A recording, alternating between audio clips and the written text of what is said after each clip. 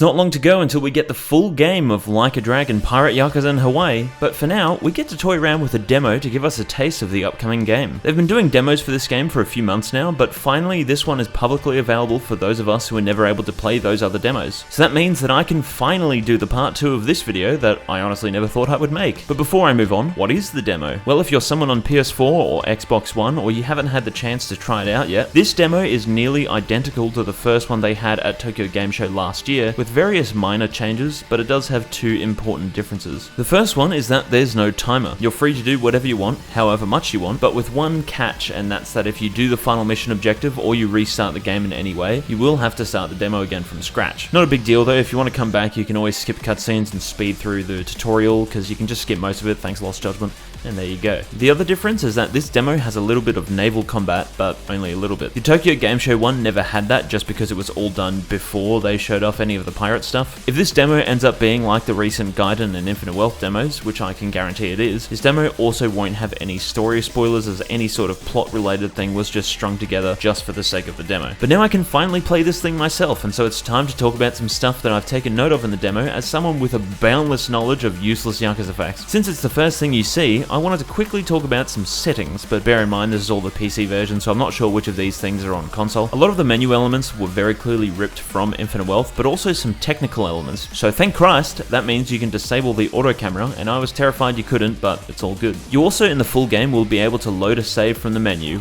Woo! There's a setting to add a center dot, you know, just because they can, I guess. The UI display setting is the exact same as Infinite Wealth's, which means there's a partial display that just hides the HUD that's attached to the camera, so the health bar and the minimap and whatever, but also a hide setting which just hides everything. But exactly like Infinite Wealth, it does nothing in combat. Yay, great, cool. I mean, you can hide it by toying around with reshade, but I really shouldn't have to. And then there's a setting to change your button display, which definitely is just a PC only thing, which is very nice because it means if you're used to PlayStation prompts but you've got an Xbox controller for whatever reason, or maybe you've got a PS5 controller and prefer the old look of the PS4 prompts, well, now you can just change it. Then there's a handful of accessibility features, some of which I think were in Ishin Kiwami 2 years ago, but not in any other game. But these include being able to hold a button for a rapid press QTE, being able to disable camera shake, a bunch of subtitle settings that have been around for a while, and this time, some visual aid. There's colorblind nodes and a high contrast thing. I don't know how exactly they help because I see all colors properly, but I am still blind as shit, so if they could ever add like a free laser eye surgery in the next one, I'd be down. And then the other settings are things like a bunch of PC graphic settings that are pretty much the exact same as Infinite Wealth's, although they are laid out differently. And in the full game, you do have access to the two other audio languages of English and Chinese, but you can still select any of the text languages in the demo. Now then, into the actual game. Something that I noticed initially with those Tokyo Game Show demos, and this relates to the auto camera thing I mentioned earlier, is that this game does in fact have Infinite Wealth's camera. It's something I'm sure most people won't notice or even care about, but for those of you who do play with a keyboard and mouse, it controls 1,000 times better than the old camera when you use a mouse. I was surprised though, the different angles that it holds and the camera distance and all that sort of stuff worked fine with Infinite Wealth because it was turn-based and the camera isn't very important, but in combat in this game, holy shit, I can already feel like a night and day difference. It's not struggling to keep me and my targets in frame, it feels smoother to control, and it also just makes things look cooler. I still do prefer disabling the auto camera with it, and honestly I'd recommend you try it when you play it, but even without doing that, it's such a small, inconsequential thing, but I think it's something that a lot of people are going to be subconsciously very grateful for. You know what else I'm grateful for? Demon Fire, as in the classic Mad Dog counter, is in this game, and it's great, and it also kills after he pulls out the knife, which I think looks cooler. I also noticed this in previous trailers and whatever, but I can also confirm that Majima's idle stance in Mad Dog changes depending on whether he last did a knife attack or a thug attack, which is pretty cool. With this style, any attack that is performed by pressing light attack is an unarmed thug attack, whereas any attack with heavy attack is a knife attack. Thug, by the way, was his default fighting style in Yakuza 0. This means that you can actually do both Thug and Mad Dog evade strikes by pressing one of the two buttons, Thug and Mad Dog dash attacks, but it also means that your light attacks don't break through guards as expected, but your knife attacks can break through unarmed guards. It means too that all of your combo finishes are done with the knife, except for the final one which launches enemies. You can though fly up into the air and do either light or heavy attacks. Don't know if one set of air attacks is any stronger than the other though. The Thug combo finishes are still in the game, but only in Sea Dog after you throw your cutlasses. Some of them are a little bit different from from Yakuza 0, like how this kick was originally just light heavy, but its animation's been moved. Anyway, not important. I hope in the full game there are upgrades to throw them further or have them spin for longer though, because you don't get much opportunity to actually do these attacks. Anyway, the rule of light and heavy attacks also applies to the charge attacks, with heavy attack being this big dash that you can turn while charging, and light being basically Electric Wing God Fist from Tekken. You can also hold grab to do the iconic tornado attack, or just press it to, well,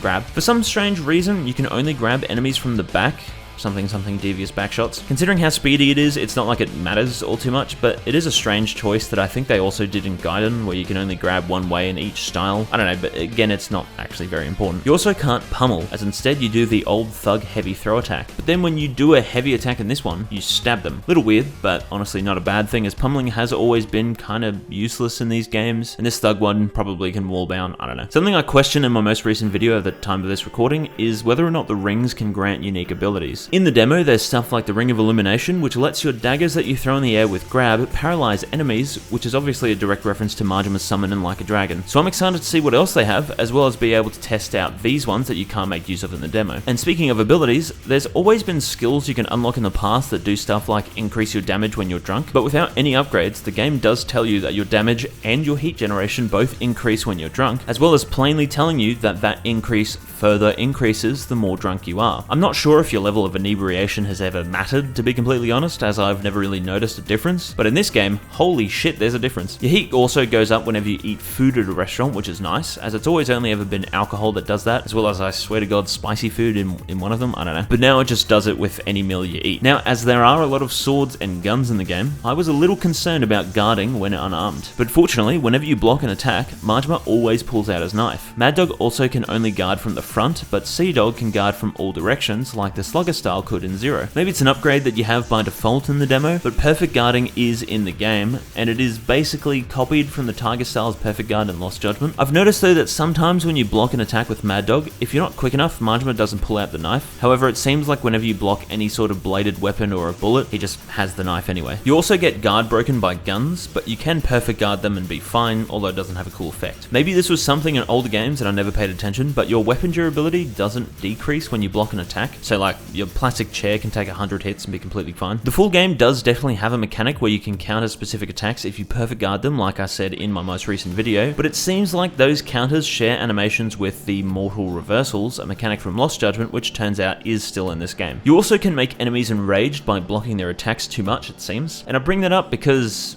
maybe it's just a demo thing or something, but there's no other way to inflict rage on an enemy. Normally you do it by taunting, or some games would do it when there's only one enemy left, but taunting does literally nothing. It doesn't raise your heat, your madness gauge fills up over time anyway. And again, it doesn't piss off enemies, so who knows, maybe it's an upgrade. It'd be a bit weird if it was. Anyway, when you get knocked over, you can instantly stand up by just pressing a face button once. If you press A or X, you can do a quicker get up, and again, there'll probably be get up attacks besides this one hit action, but it's just like Gaiden in that sense, as you fortunately don't need to mash A or X anymore. You can reverse in the boats, which looks pretty funny. Some other funny things include how you can push around dead crewmates for some reason. They very clearly changed the tutorial from the Tokyo Game Show demo because of all the people who couldn't figure out how to launch enemies. Whenever you hop on the Street Surfer, Majima does a goofy little hop, and when you mash down, he does a goofy little dance. When you throw some weapons, it looks like this for some reason. There's a hilarious animation whenever you fail the new batting minigame. There's just casually a fish in this pool, and as someone kindly pointed out to me on Twitter, it took a sequel for them to finally fix the French cuisine typo at Soleil.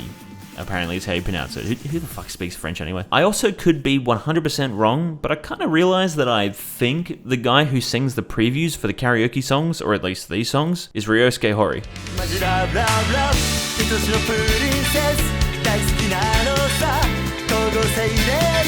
It definitely makes sense, but I guess I just never thought about it. Anyway, some other nifty little things from the demo is that you can sprint or ride the Street Surfer and say hello to people, hell yeah, but you can also pick up items while on the Street Surfer, which means that's 2 hell yeahs. Can't interact with shops on it though, unfortunately. I don't know if it's like a Mad Lantis thing or not as well, but something you can see is a cool little loading icon of Majima's eye patch where the snake moves around. An icon.